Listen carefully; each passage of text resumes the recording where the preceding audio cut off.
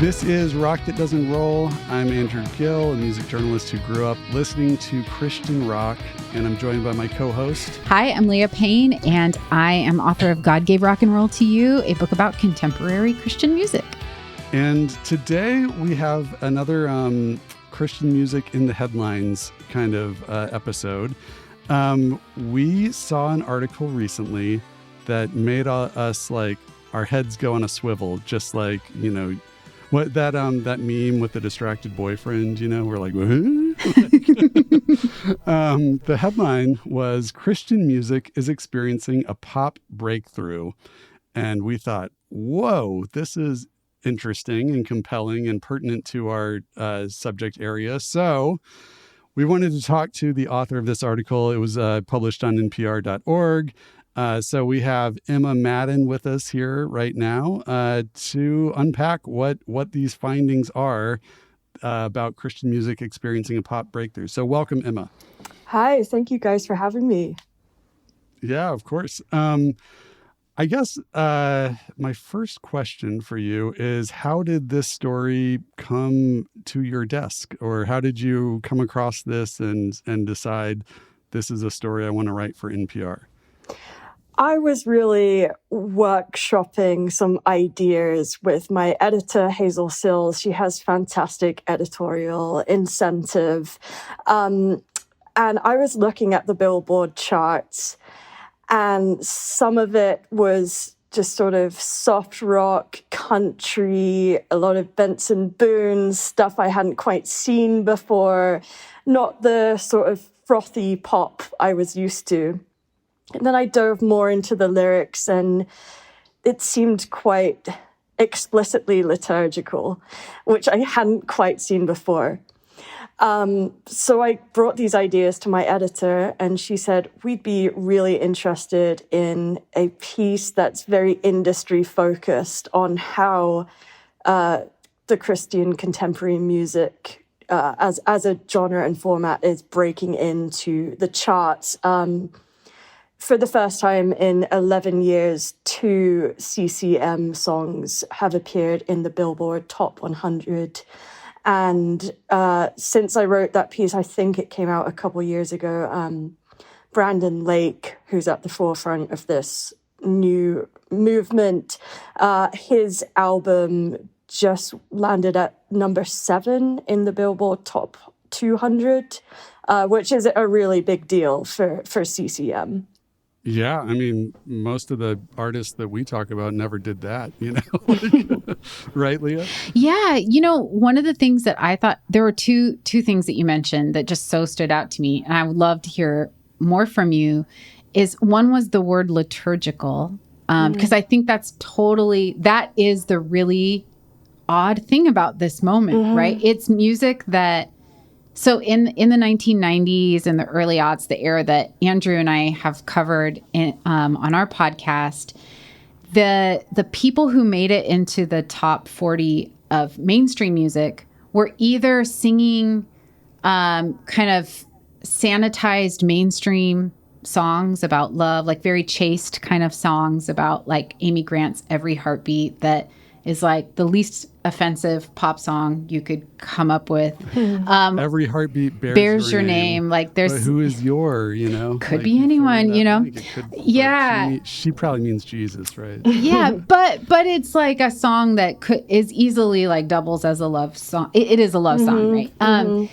But the music that you are identifying is definitely music that's intended to be sung in church. Like when you said liturgical, I'm like, that's exactly it. Yeah.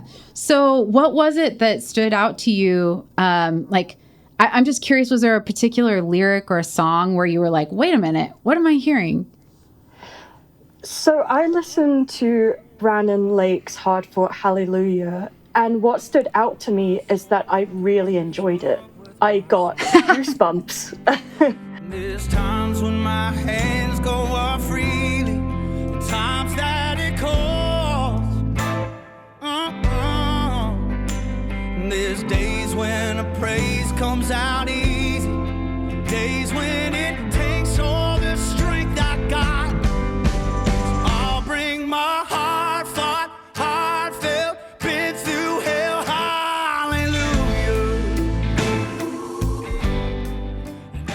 wasn't used to that.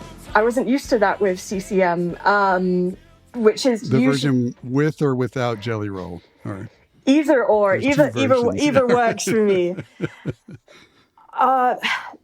It was a really good song, and it's doing some musically interesting things, and it wasn't just a commercial imitation. It felt like its own thing. I just want to back up here a second. You can hear the English accent. I have been living in America for the past couple years, and I'm so curious about this culture of Christianity because it's not something we have in England. So really, I came at this piece from an outsider's perspective, and I just dove into that world. I got married 2 years ago, and I really first encountered Christianity on an intimate level when I met some of my partner's family members. I'd say practicing Christianity in England is quite peculiar, which is interesting because the church is so ingrained in the Constitution. But I do not know many practicing Christians. That has not been the case since coming to America, and it's impossible to ignore. And I've become really interested in it, especially scrolling through Instagram. I come across some quite explicitly religious songs, and even on TikTok, on Spotify as well, you see some of these CCM songs appearing in their New Music Friday playlists, which is a really big deal. Mm-hmm. Yeah, that is interesting. I think did you ever hear of this band called Delirious? Yeah. They're an English worship band. Mm-hmm. And they were big like back in my day. I feel like I come at this from as an outsider just because I'm 45. So we all have our cross to bear. But Delirious, they had a huge influence on American worship music as an English band. But I'm aware that it is they did come from a very small subset. They were not culture defining in Mm-hmm. England, I guess. One of the jokes about 10 or 15 years ago was that all Christian worship music sounds like Coldplay, or like wants to sound like Coldplay. But there was somebody who I spoke with in relation to this podcast that told me that they had somebody who told them that Coldplay used to attend Delirious services. So they may have been inspired by Delirious, which means that the snake is eating its own tail, But that's really funny. The English worship music band inspired Coldplay, which then inspired all the American worship music bands. But that's a theory that cannot be proven. Anyways, that's all it is a theory. We're getting far afield, though. So, Leah, can you get us back on track? Yeah. Okay. Well, I had a question about, so like traditionally contemporary Christian music as a market niche, it's like white gospel music. And then black gospel, what gets like put under the market niche of gospel is usually like there's a color divide. There's white is contemporary Christian music, gospel is black. And I was thinking about the artists that you profiled here. They're both white men who are very very kind of like traditionally appealing to the contemporary Christian music market. They're very they're good looking, and they're kind of embody like the ideals of American evangelical Christianity. And I was just wondering, like, if in your conversations with the industry folks, did like the kind of how race in the marketplace works, did that come up at all? Because I was curious about when they were saying it was booming. I was like, I wonder if they're like adding black gospel into like the numbers, or if this is just like the traditional contemporary Christian music lane. Did that come up in your conversation? That's a great question.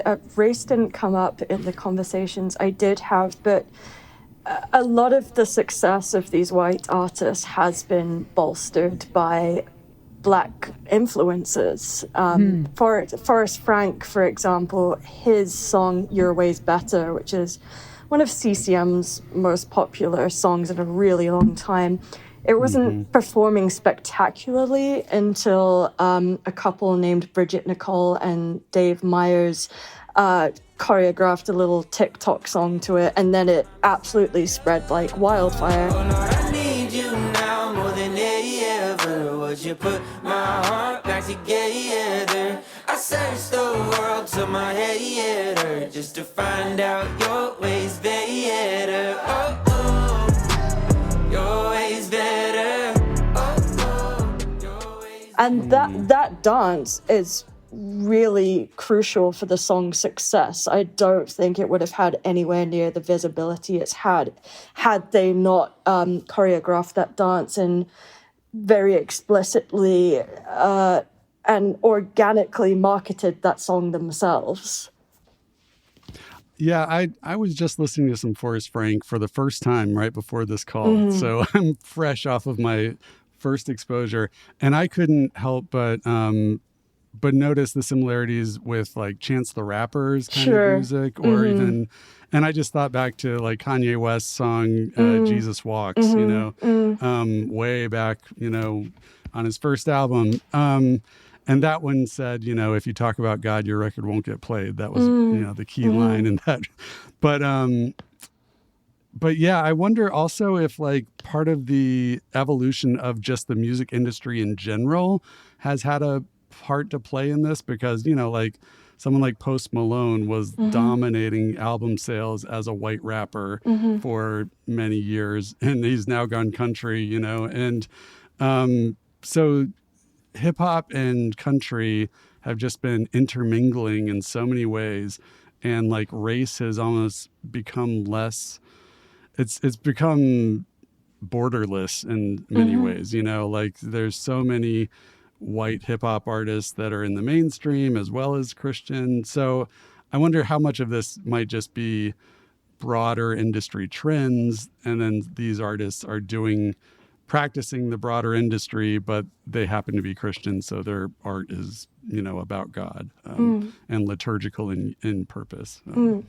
It's all attached to the broader cultural trends. I think your success as a CCM artist depends on how much facility and how conservant you are with those broader cultural trends. And the reason that we're seeing these rise among people like Brandon Lake and Forrest Frank is they're extremely social media savvy, and they're taking on all of the marketing trends of the music industry that have been popular and rising for the past 5 to 10 years.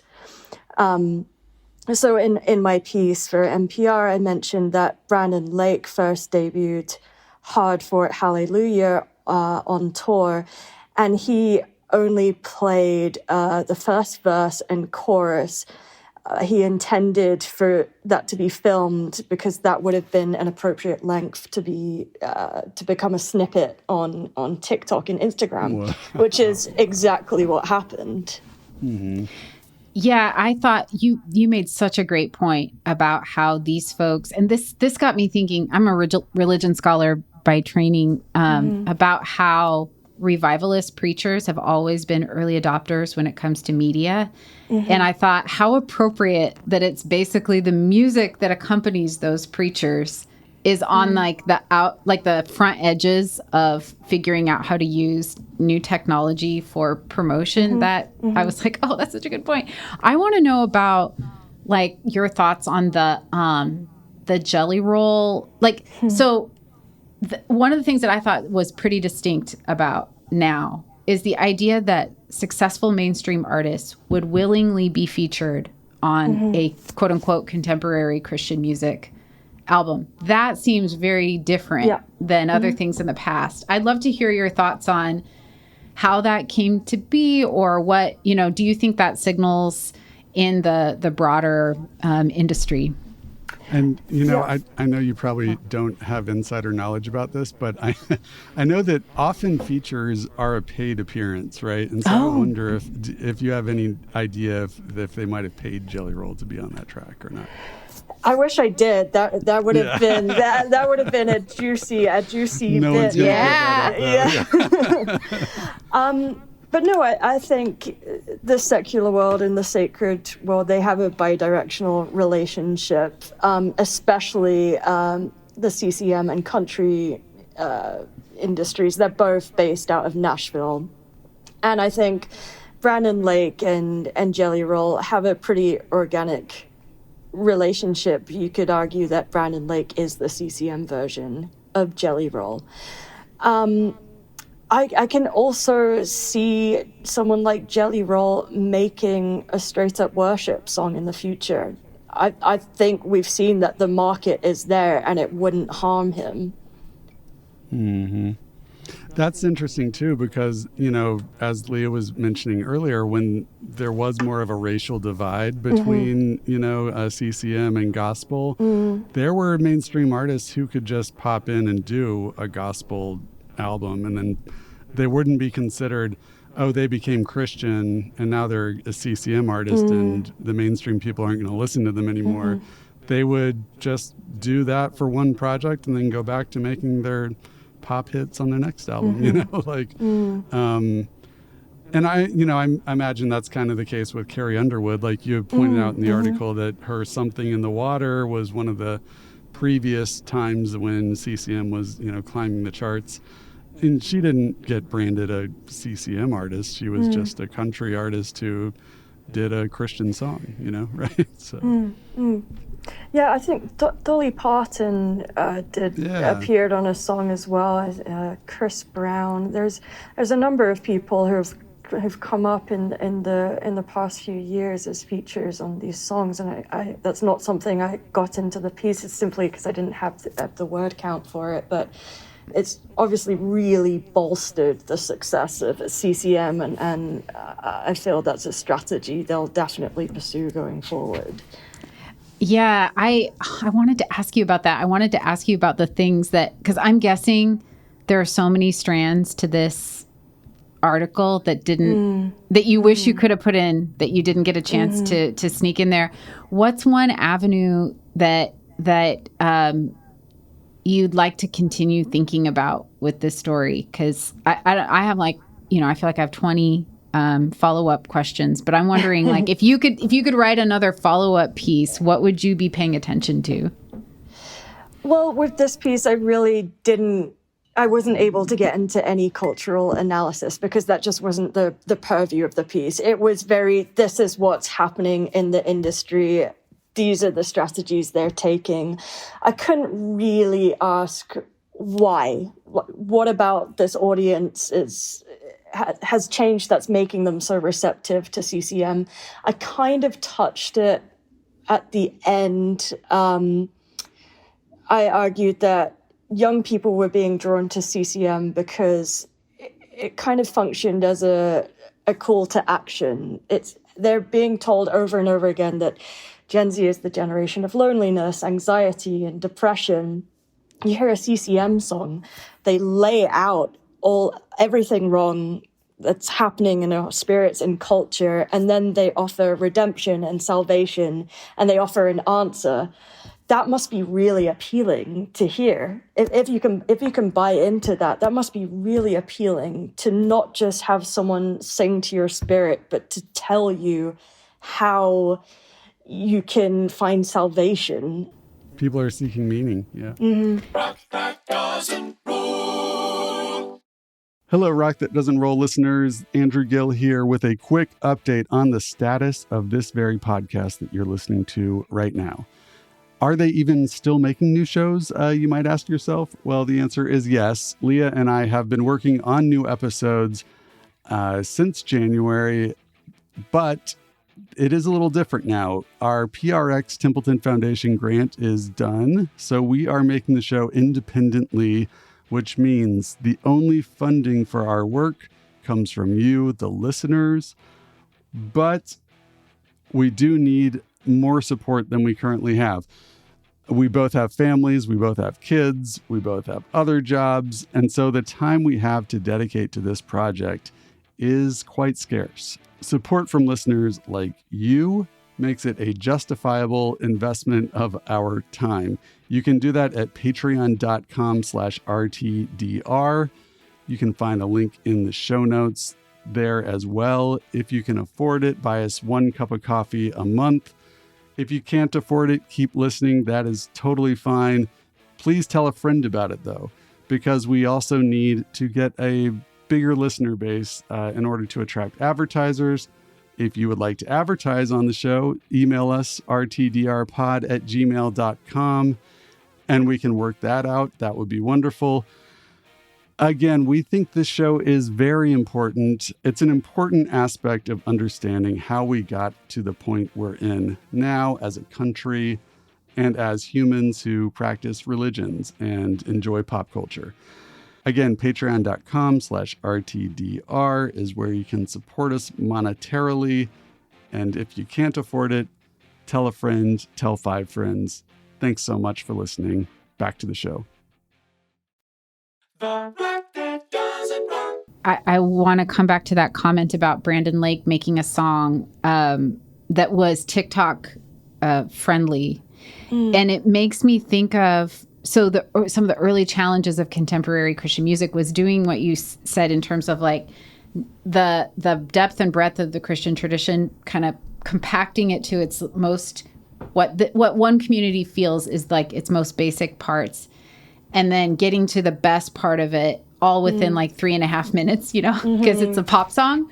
But now we're talking like 25 seconds maybe, or 32 seconds, or, I don't know what this shows my, like, I don't have a lot of social media expertise, but like TikTok is short, right? Like you don't have a lot of time, or a minute or less. You got to grab them quick. Yeah. So I wonder, I don't know, this is just maybe for our group discussion, but like, I wonder how that's shaping kind of their theology and songwriting at the same time, because that's an even more compressed, challenge to get, because I totally think you're right, that the appeal is this kind of, you can invoke this transcendent, really deep experience, or the ideal is to invoke this thing, but then the form itself is so short. So I don't know. What do you think? Do you think it's like changing how people do things? Yeah, I'm sure it is. And something with CCM, it gives you the license to perform these huge bombastic choruses that might stop you in your scroll. That's someone like Brandon Lake, and that's someone like Benson Boone. I don't know if you've listened much to him, but I'm really curious about him. Someone that I spoke to for the piece, one of the Christian influencers, said someone from Benson Boone's team had reached out to him asking if he'd record a video to one of Benson Boone's songs, which I found really interesting. That's another example of one of these artists who are ostensibly in the secular space who might be leaking into the CCM space, and the boundaries are growing much thinner there. Oh my gosh, you have to do that because he's Latter-day Saint, or he was raised as a Latter-day Saint. Yeah.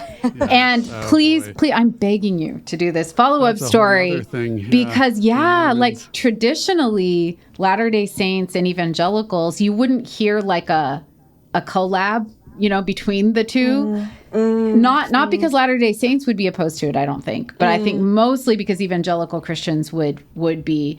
But I think we're going to hear one, mark my words, right? Because like they're the market niche that both of those groups occupy there's too much overlapping interests there in terms of their norms. Imagine Dragons, the Killers. Yeah. The Killers are my personal favorite Latter-day Saint group, but I don't know. I think they're going to cross over. Yeah, they're not going to do it. I'm not a music critic, I should say. But anyway.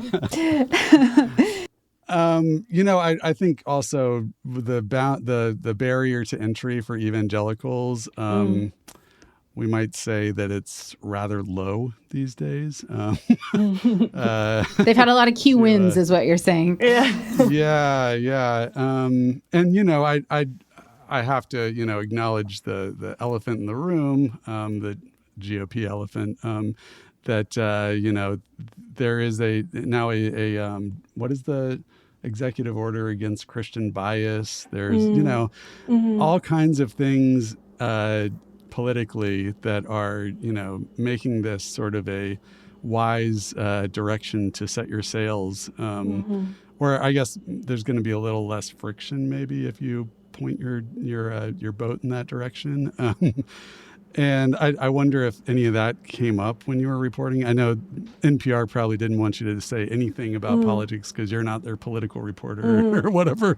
They can get territorial, I'm sure. But I wonder if that ever reared its head when you were talking to people about this. Absolutely. I mean, there was a whole conversation I had with a professor that didn't make the piece because she was not happy about what she called this Christian nationalist turn in culture. That is the elephant in the room, and I think it undercurrents the entire piece. Trump and evangelicals are one of politics' greatest relationships, and he's sort of treated Christians as a special interest, which has been really, really successful for his campaign. I think Christians were really key towards his win. You see that on something that made me want to write this piece in the beginning was Instagram Reels. Leah, you said you don't spend that much time on social media. I do. No, I spend time on it. I don't understand it, but I do spend time on it. Yeah. Okay. Yeah, same. And Instagram Reels, for me, is where you see some of these cultural overlaps bubbling up. It's where I was most likely to see CCM. You see these songs soundtracking videos of the nuclear family and quite gender essentialist activities, dads playing ball with their sons, mums baking with their daughters. And those are all, I mean, quite conservative content creators. And one of the people I spoke to, the president of Provident Records, said they're really targeting content creators on Instagram Reels because they happen to be more Republican-leaning. Not by my own choice, but I have been in the room when The Secret Lives of Mormon Wives has been on TV. I won't say who's been watching. You're such a fan. In my house. Don't just admit it. Just admit it. But just the effort they go, there'll be whole episodes that are all about like making their TikTok video, and then they all just talk about mom talk. Right. It's like it is a business, and it brings in more money than I make in a year. But it's wild the way that certain religious groups, and especially conservative religious groups, can monetize the social media space and have like found ways to just like completely master it and do like they understand how to do it in ways that like I will never get, and they're rewarded for it often. Absolutely, yeah. You said something that I thought was really funny when you said I liked it. I think you said you liked the music, or yeah. You're like hard fought. Hallelujah. So I thought I registered a little bit of surprise maybe in your voice, and which I wouldn't be surprised to hear surprise, but I was wondering, why were you surprised by the fact that you liked it? So my relationship with Christian music is kind of thin. I grew up in England in a Church of England primary school, and we sung hymns every day, which I loved doing. None of them were great songs, and I came to the understanding that Christian music was just a derivative version of whatever songs were popular in the charts. Brandon Lake is quite reminiscent of artists like Jelly Roll, but he does really seem like his own thing, and it's compositionally quite interesting. His music takes lots of twists and turns. The time signatures change quite abruptly. There's, for CCM standards, some quite experimental musical choices. Compared to someone like Forrest Frank, who is not my cup of tea. He's a bit too twee for me, and like Andrew said, he is kind of riffing much too closely on the kind of white trap artists that have been popular in the past 10 years. Brandon Lake, I think he's in his own lane here. I was listening to his album, and as a critic from that standpoint, I was actually quite impressed by what I heard. Oh, I want to put something out here. Maybe you can weigh in too, Andrew, which is when I was listening to you and when I read your piece, I thought this is a fascinating contrast between the old school, new school, contemporary Christian music. So I think of Forrest Frank as old school contemporary Christian music in the sense that he is imitating songs and sounds that were popular about 1.5 to 3 years ago. So that's the traditional CCM cycle was, a corporate, an A&R person would develop an artist or find an artist who was imitating something that had once been popular in the mainstream. So chief example of that would be in the 1990s, Nirvana puts out Smells Like Teen Spirit, and then a few years later, DC Talk puts out Jesus Freak, and they sound very similar. So Forrest Frank is kind of doing that, exactly what you just said, and including the appropriation of black art. And then Brandon Lake is doing the newer school music, which is liturgical music, aka worship music. At least that's kind of how it's referred to in the industry. And I was thinking as you were talking, I was like, oh, I wonder if, it's great to hear it from your perspective, because when you're in the religious studies world, you can get I can forget this, but I'm putting this out there for all of us to consider. Maybe the liturgical focus is key to some of the less derivative sound, maybe? I'm putting this out there. Like Forrest Frank is sort of trapped by the older model where it's important that you sound like something that was marketable before. Whereas Brandon Lake he came up in church-oriented music world. In fact, he just gave an interview recently where he's like, I'm still a worship leader. That's who I am. So he thinks of himself like identity-wise as creating like music for the church. And I'm wondering if in a weird sort of way that freed him up to not be like trapped by those conventions. I don't know. Maybe should we discuss this amongst ourselves? What do both of you think? I think he's drawing from a core strain of CCM, which is quote unquote timelessness and what we might think of traditionally as authentic sounds. So blues and folk rock and all those sort of things that you associate with beards and fedoras and He's got some Eddie Vedder, Scott Stapp exactly. influences for sure. Yeah. When you were talking, Leah, it reminded me of this interview we did with Josh Caterer of the Smoking Popes that's going to come out this season of the podcast. And one of the things he was in this pop punk band, the Smoking Popes. They were on Capitol Records in the 90s. He became Christian and he quit the band for a while. And he became a worship leader in a church in the Chicago area. And he's been doing that as his day job ever since. He's bounced around a few different churches. But now, he's got Smoking Popes are back together. They have a new album and he's reconciled doing both, But one of the things he told us about the difference between playing pop punk and worship leading was where he orients the energy.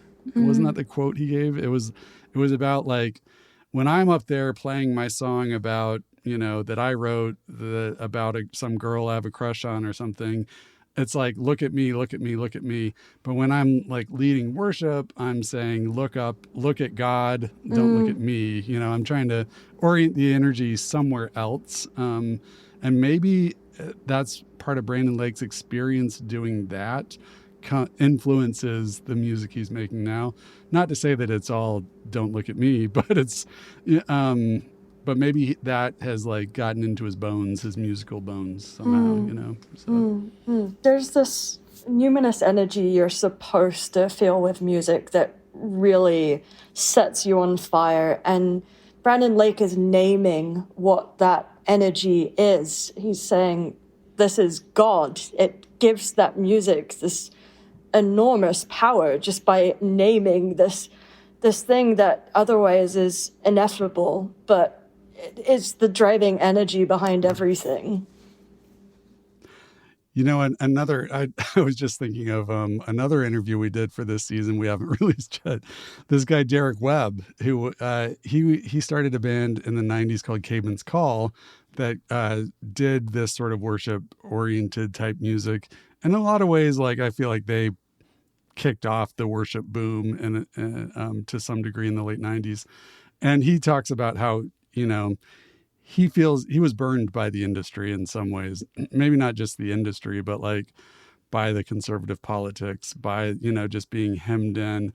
And, now he focuses on making, like, his latest album is called Survival Songs. It's oriented for queer youth who are dealing with, their identity and their self-worth and, trying to give them the message that they matter.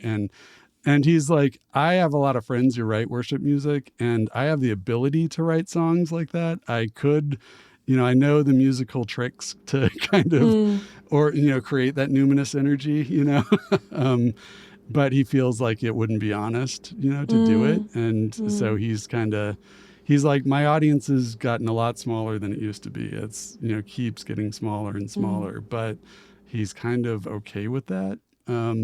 So I'm curious about where these guys will be 20 years from now, and 20 years in the future, what's Forrest Frank going to feel about this stuff, and what's Brandon Lake going to be doing 20 years from now, I wonder. So. I mean, I imagine there must be some kind of, these commercial sales must have some kind of spiritual significance for them.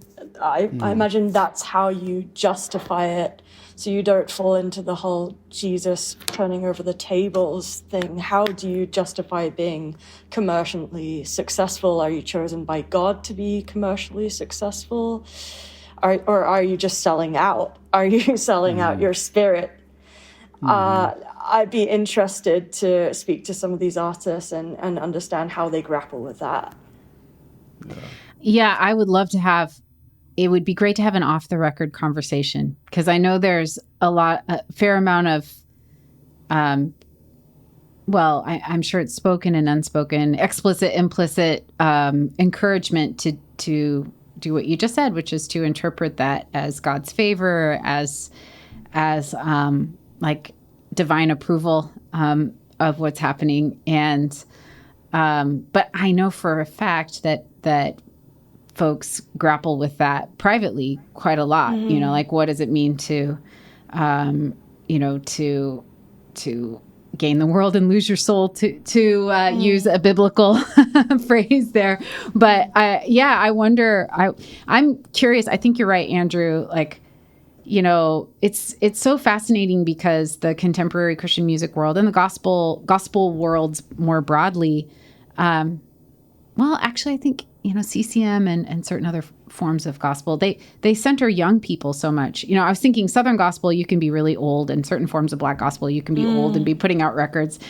So there are these very generally pretty young people who are grappling with time-honored tradition, or putting out like versions of time-honored tradition. And that's a strange combination in a lot of ways, because pop music is sort of known for the excesses of youth and transgression and impulsivity and like making wild decisions, that you might regret 20 years from now.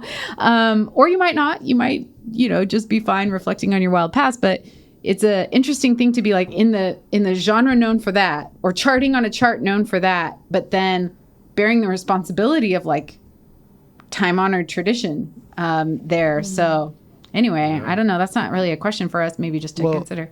That brings to mind, and maybe you can comment on this, Emma. Because these guys have gained so much of their success through mastering social media, right? And so, and we just recently were talking about this whole scandal with Michael Tate, the guy who was in the DC Talk and the Newsboys, and he did terrible things, but I wonder, and we talked in that conversation, a lot of the third rails of Christian contemporary music came up, like the whole, in the 80s, Amy Grant got in trouble for having too many buttons unbuttoned in a promo photo, that didn't even show cleavage, and then she got divorced, and then that was a whole nother thing. It was like, can we still listen to her?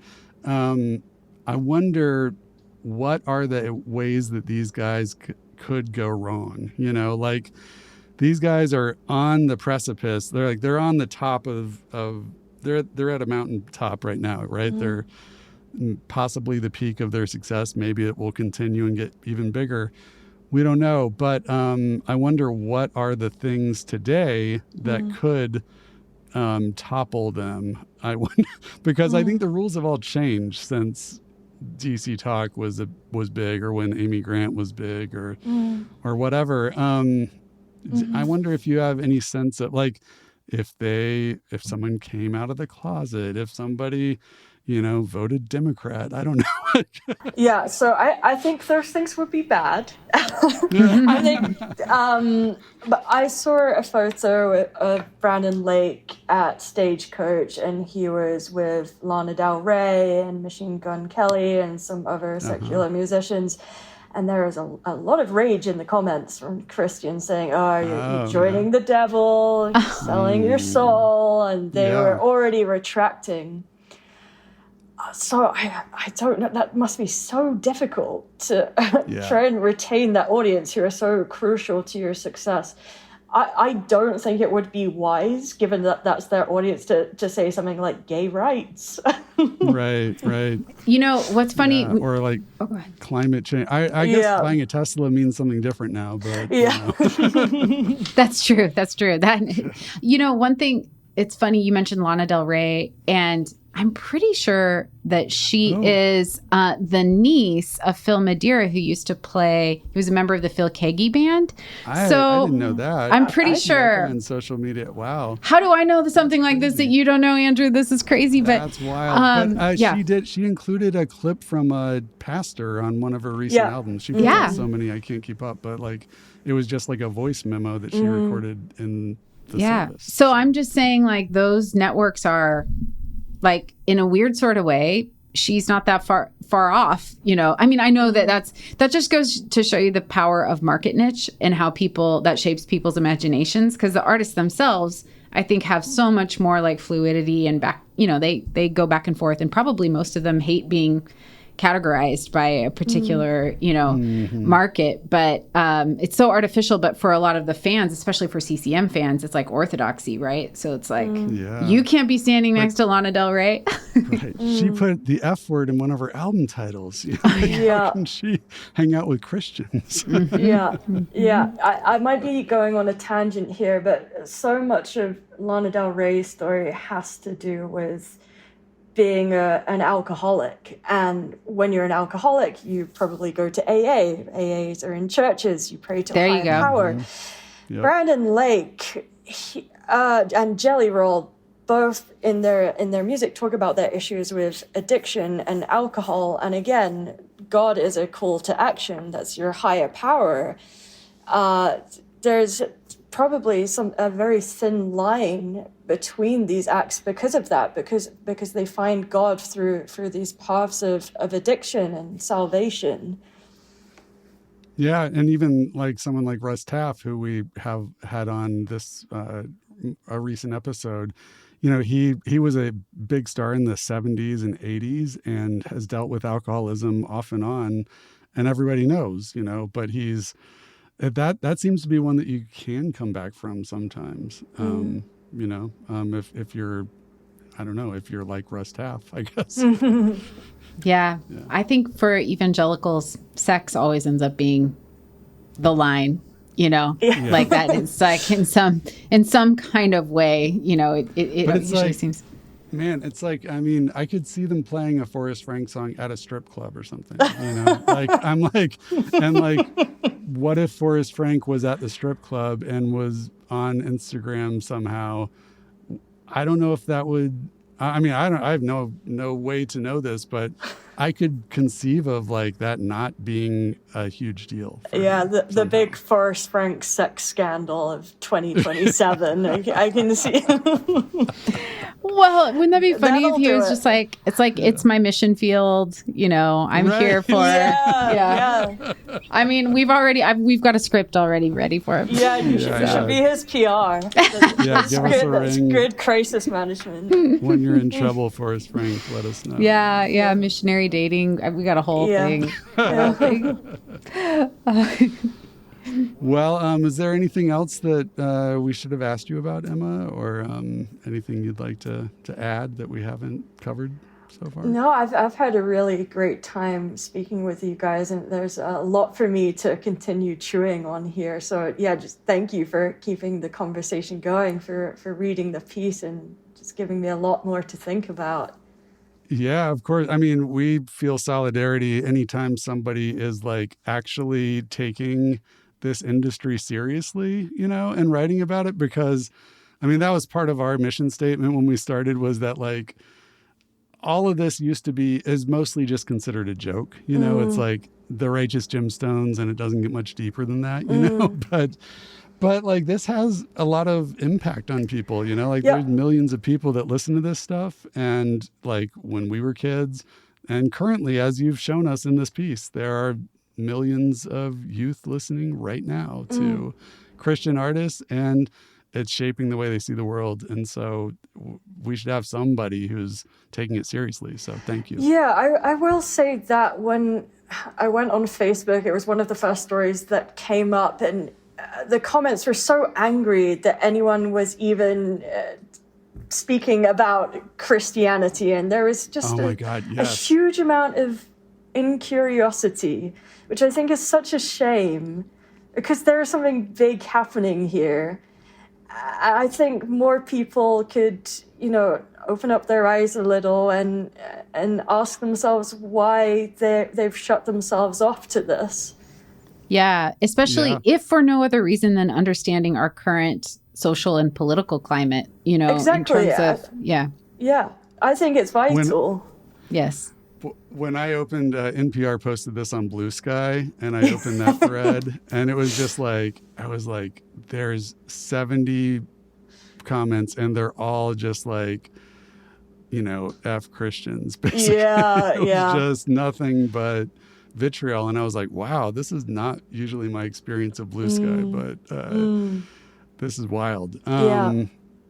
Yeah. So I anyone who's open to discussing it more deeply, like that's what we need. Yeah. We just the American public, the global community needs a more serious investigation into how this music is shaping just the social world that we all live in. Well, Emma, thank you so much. Where can people find more of your work? If they're listening to this podcast, there's a good chance they want to read more of your work. Where can they find you? I am freelance, and you can find me all over the place. I have pieces in the New York Times, NPR, which is where I wrote this piece, in GQ, in The Guardian, the LA Times. I have a book on the history of goth forthcoming. I don't know how interested Christians will be in that. History of goths? Yeah. Yes. Nice. Oh, you need to come back and talk with us. We'll talk to you about Christian punk and goth community. There's Christian goth music too. Yes, for sure. Yeah. So let's talk again. Or isn't all goth music Christian? It kind of, yeah. It's got that haunted. Yeah. I've seen you have a bunch of reviews on Pitchfork as well. I noticed you. Yeah. Write for them quite a lot. I'm currently writing my first Sunday review, which is like one of those big retrospective reviews they do on Sundays, on Tori Amos's Boys for Pele, famously. Oh, nice. Very Christian adjacent albums. She was a Methodist preacher's daughter, so she has a lot to say about Christianity. Yes. Oh, now you're like right in my adolescence there, so I cannot wait nice. to read that. So, how dare you, Emma? That's great. Well, thank you so much, Emma. We just really love talking with you. We look forward to the next time. Thank you, guys.